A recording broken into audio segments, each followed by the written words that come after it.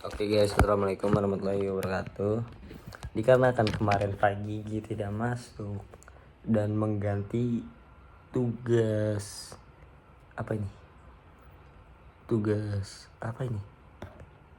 Oh ya, silakan presentasi menggunakan PPT dari Spada tentang teori investasi, kemudian diupload di akun YouTube masing-masing guys.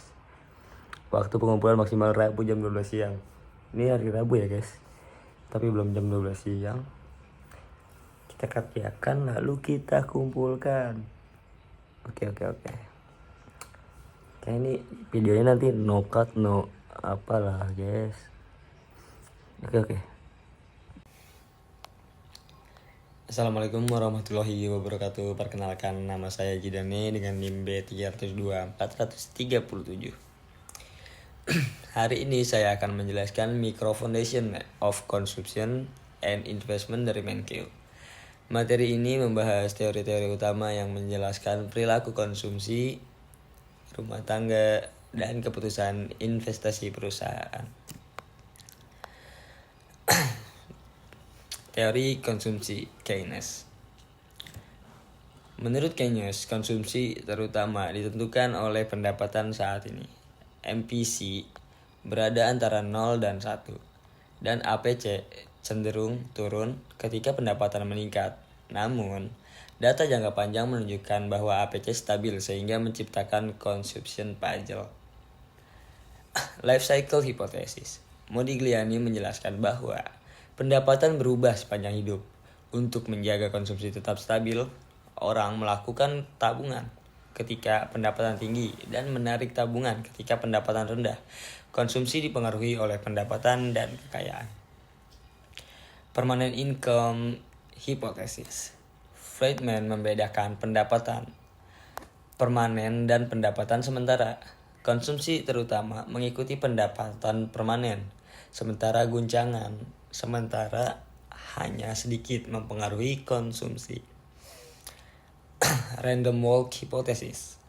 Hall menyatakan bahwa jika konsumen rasional dan mengikuti PIH, maka konsumsi hanya berubah akibat kejutan pendapatan yang tidak terduga.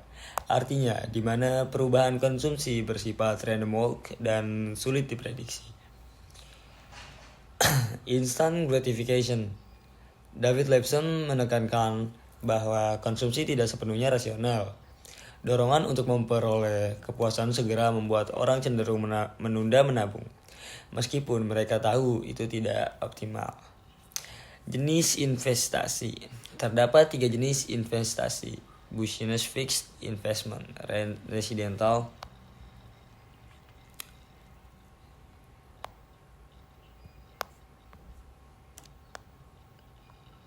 Terdapat 3 jenis investasi: business fixed investment, residential investment, dan inventory investment.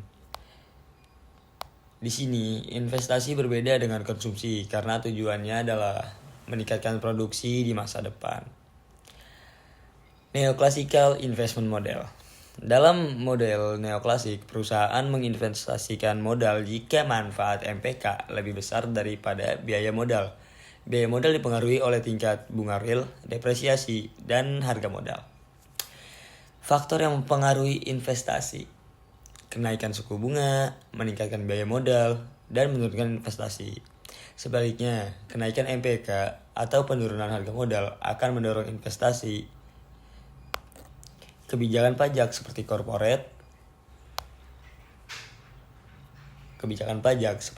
corporate tax menekan investasi, sementara investment tax credit mendorongnya.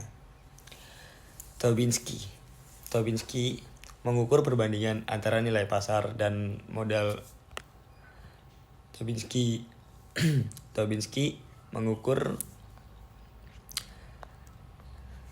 teori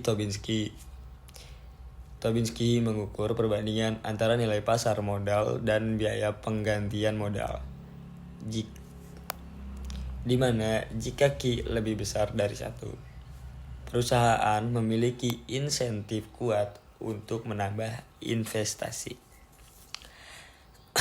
Pasar saham dan GDP. Perubahan harga saham mempengaruhi konsumsi dan investasi. Ketika harga saham turun, kekayaan rumah tangga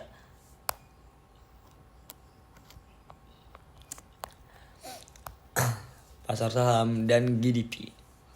Perubahan harga saham mempengaruhi pasar saham dan GDP. Perubahan harga saham mempengaruhi konsumsi dan investasi.